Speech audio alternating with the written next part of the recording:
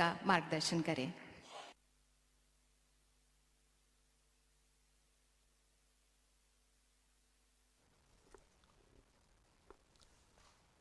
नमस्कार।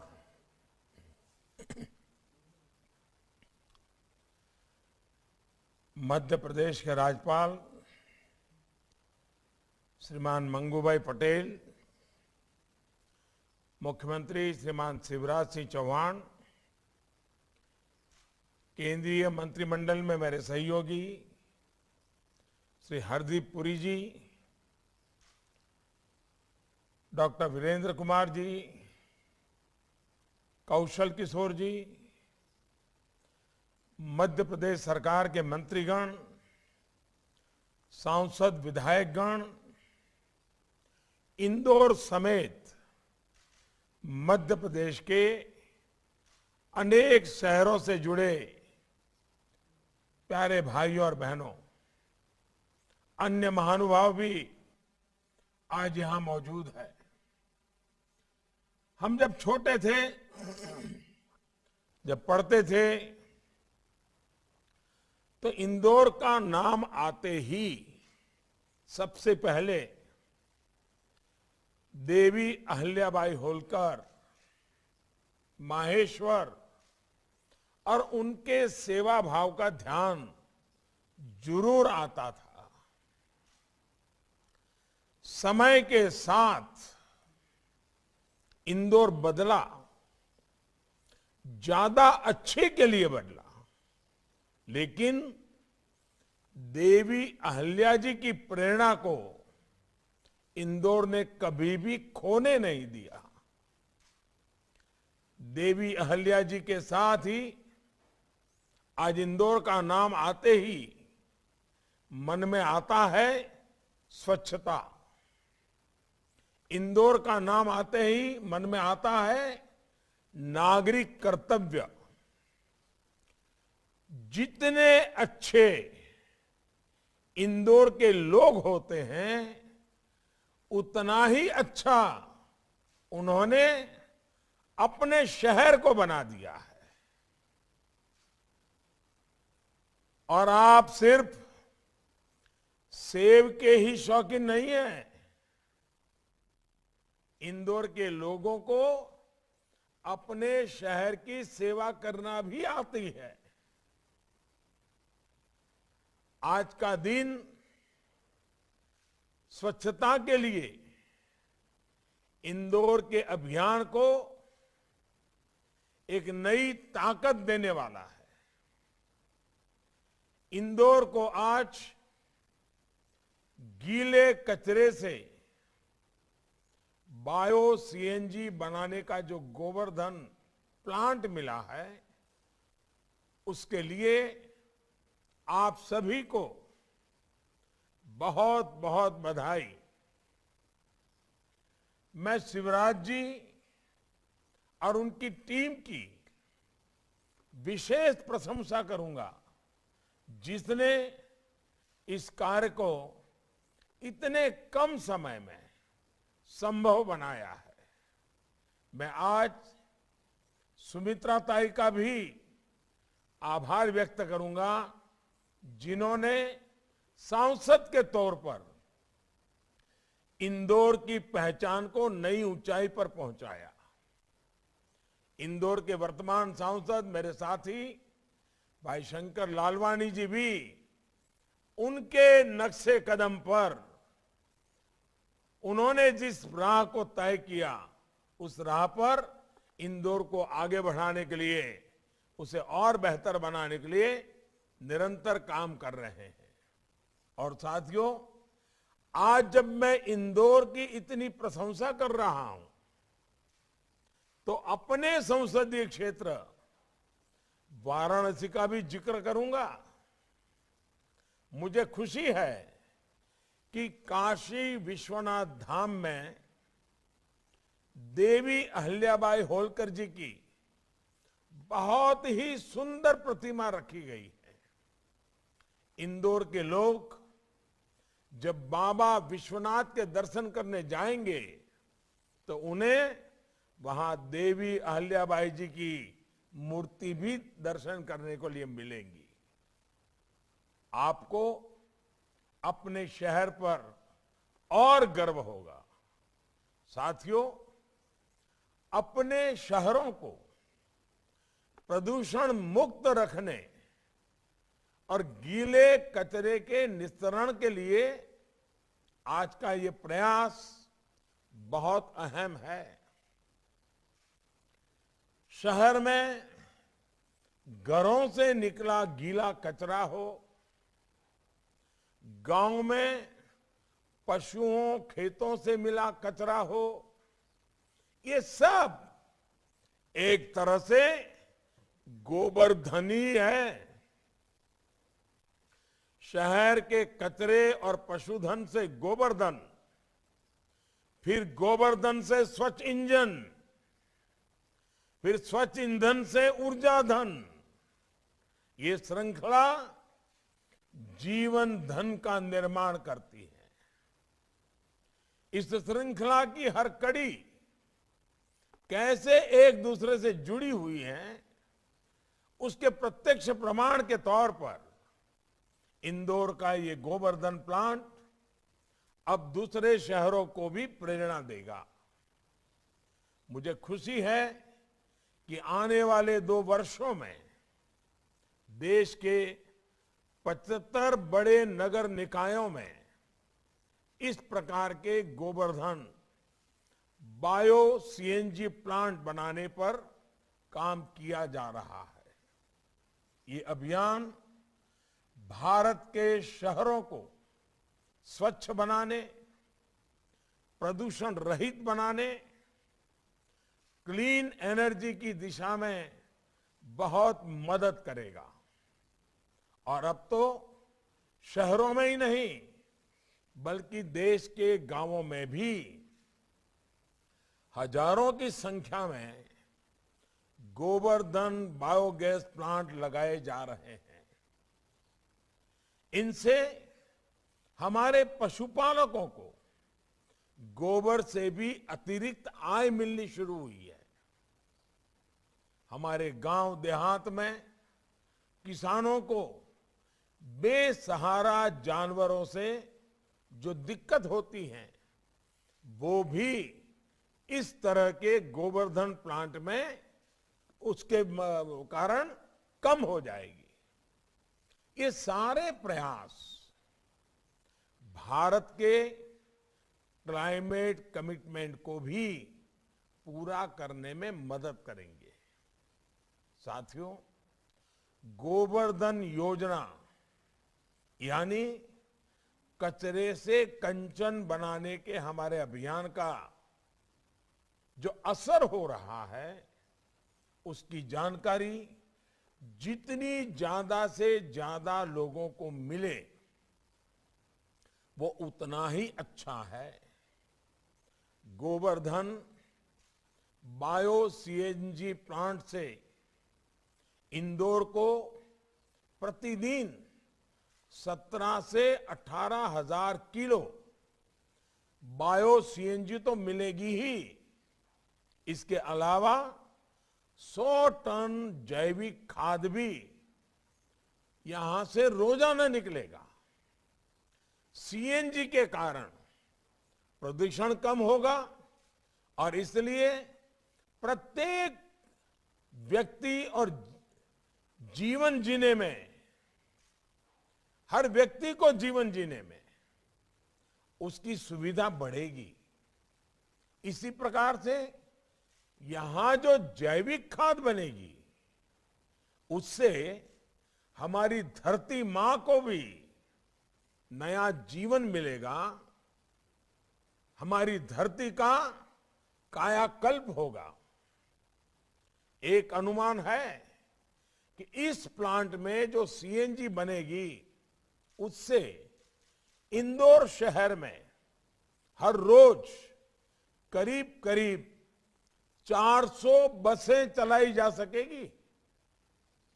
इस प्लांट से सैकड़ों युवाओं को किसी ना किसी रूप में रोजगार भी मिलने वाला है, यानी एक ग्रीन जॉब्स को बढ़ाने में भी मददगार होगा। भाइयों और बहनों, किसी भी चुनौती से निपटने के दो तरीके होते हैं। पहला तरीका ये कि उस चुनौती का तत्कालीन समाधान कर दिया जाए। दूसरा ये होता है कि उस चुनौती से ऐसे निपटा जाए कि सभी को स्थायी समाधान मिले। बीते 7 वर्षों में हमारी सरकार ने जो योजनाएं बनाई हैं, वो योजनाएं स्थायी समाधान देने वाली होती है, एक साथ कई लक्ष्यों को साधने वाली होती है। स्वच्छ भारत अभियान को ही लीजिए, इससे स्वच्छता के साथ साथ बहनों की गरिमा, बीमारियों से बचाव, गांव शहरों को सुंदर बनाने और रोजगार के अवसर तैयार करने जैसे अनेक काम एक साथ हुए हैं। अब हमारा फोकस घर से, गली से निकले कचरे के निस्तारण का है, शहरों को कूड़े के पहाड़ों से मुक्त करने का है। इनमें भी इंदौर एक बेहतरीन मॉडल बनकर उभरा है। आप भी जानते हैं कि ये नया प्लांट जहां लगा है, वहां पास ही देव गुडरिया में कूड़े का पहाड़ होता था। हर इंदौर वासी को इससे दिक्कत थी, लेकिन अब इंदौर नगर निगम ने 100 एकड़ की इस डंप साइट को ग्रीन जोन में बदल दिया है। साथियों, आज देश भर के शहरों में लाखों टन कूड़ा देश को दशकों से ऐसे ही हजारों एकड़ जमीन पर को घेरे हुए हैं। ये शहरों के लिए वायु प्रदूषण और जल प्रदूषण से होने वाली बीमारियों की भी बड़ी वजह है। इसलिए स्वच्छ भारत मिशन के दूसरे चरण में इस समस्या से निपटने के लिए काम किया जा रहा है। लक्ष्य ये है कि आने वाले 2-3 वर्षों में कूड़े के इन पहाड़ों से हमारे शहरों को मुक्ति मिल सके, उन्हें ग्रीन जोन्स में बदला जा सके। इसके लिए राज्य सरकारों को हर संभव मदद दी जा रही है। ये भी अच्छी बात है कि साल 2014 की तुलना में अब देश में शहरी कूड़े के निस्तारण की क्षमता 4 गुना तक बढ़ चुकी है। देश को सिंगल यूज प्लास्टिक से मुक्ति दिलाने के लिए 1600 से अधिक निकायों में मटेरियल रिकवरी फैसिलिटी भी तैयार की जा रही है। हमारा प्रयास है कि अगले कुछ वर्षों में देश के हर शहर में इस तरह की व्यवस्था निर्माण हो। इस तरह की आधुनिक व्यवस्थाएं भारत के शहरों में सर्कुलर इकोनॉमी को भी एक नई शक्ति दे रही है। साथियों, स्वच्छ होते शहर से एक और नई संभावना जन्म लेती है। ये नई संभावना है पर्यटन की। हमारे देश में ऐसा कोई शहर नहीं जहां ऐतिहासिक स्थल ना हो, पवित्र स्थल ना हो। कमी जो रही है वो है स्वच्छता की। जब शहर स्वच्छ होंगे तो दूसरी जगहों से लोगों को भी वहां आने का मन करेगा, लोग ज्यादा आएंगे। अब जैसे कितने ही लोग तो केवल ये देखने इंदौर आते हैं कि देखें सफाई के लिए आपके यहां काम हुआ है, जरा जाकर के देखें तो सही।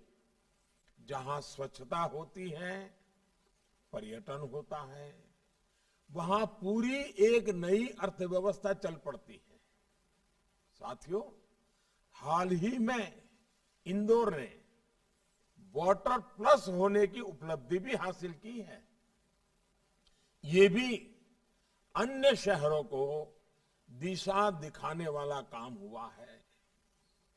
जब किसी शहर के जल स्रोत साफ होते हैं, नाले का गंदा पानी उनमें नहीं गिरता, तो एक अलग ही जीवंत ऊर्जा उस शहर में आ जाती है।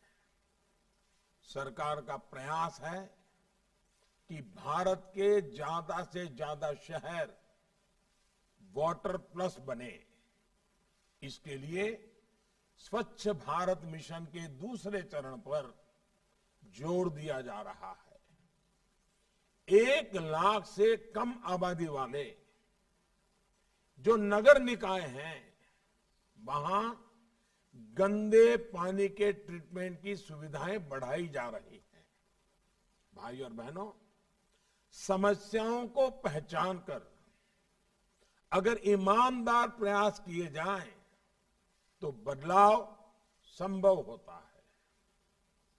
हमारे पास तेल के कुएं तो नहीं है, पेट्रोलियम के लिए हमें बाहर डिपेंडेंट रहना पड़ता है, लेकिन हमारे पास बायोफ्यूल के इथेनॉल बनाने के संसाधन बरसों से मौजूद रहे हैं।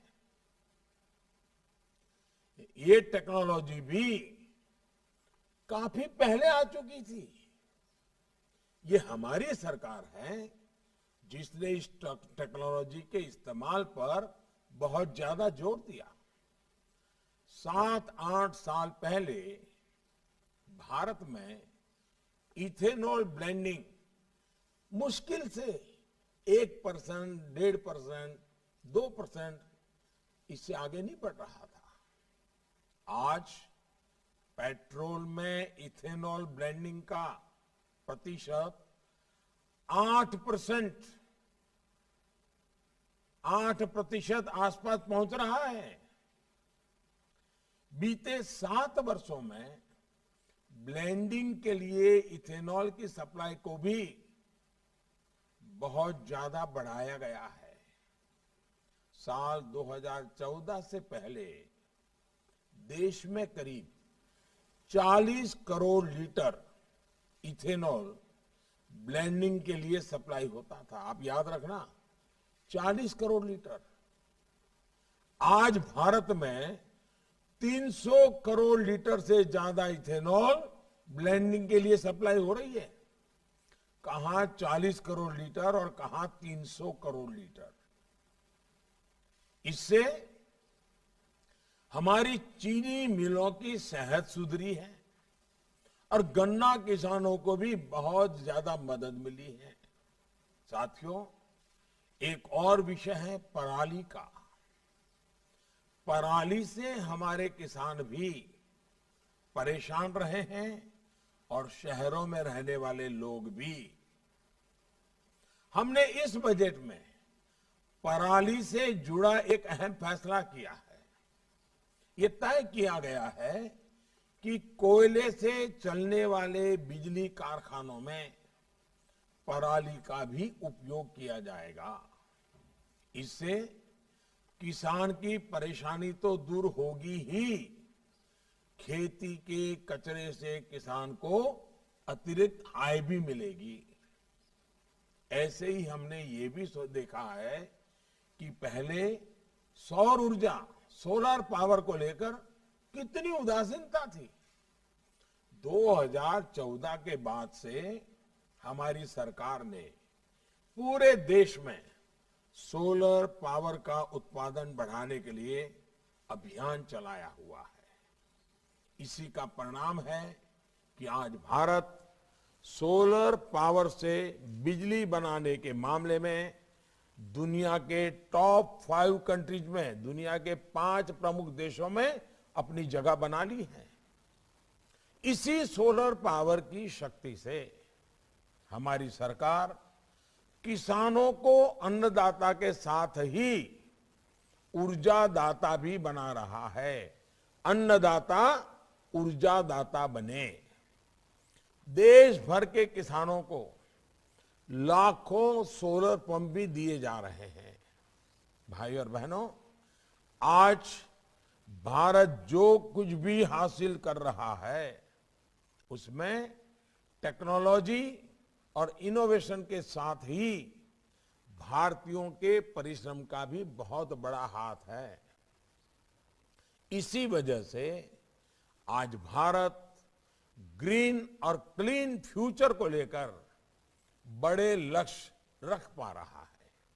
हमारे युवाओं, हमारी बहनों, हमारे लाखों लाख सफाई कर्मचारियों पर अटूट भरोसा करते हुए हम आगे बढ़ रहे हैं।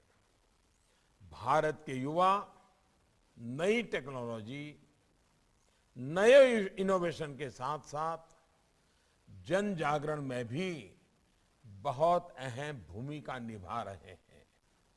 जैसे मुझे बताया गया है कि इंदौर की जागरूक बहनों ने कूड़े के प्रबंधन को एक अलग मुकाम पर पहुंचा दिया है। इंदौर के लोग कूड़े को 6 हिस्सों में अलग अलग करते हैं, जिससे कूड़े की प्रोसेसिंग और रिसाइकलिंग ठीक से हो सकती है। किसी भी शहर के लोगों की यही भावना, यही प्रयास स्वच्छ भारत अभियान को सफल बनाने में मददगार साबित होंगे। स्वच्छता के साथ साथ रिसाइकलिंग के संस्कारों को भी सशक्त करना अपने आप में देश की बड़ी सेवा है। यही तो लाइफ, LIFE, लाइफ यानी लाइफस्टाइल फॉर एनवायरमेंट का दर्शन है, जीवन जीने का तरीका है। साथियों, आज के इस कार्यक्रम में मैं इंदौर के साथ ही देश भर के लाखों सफाई कर्मियों का भी आभार व्यक्त करना चाहता हूं।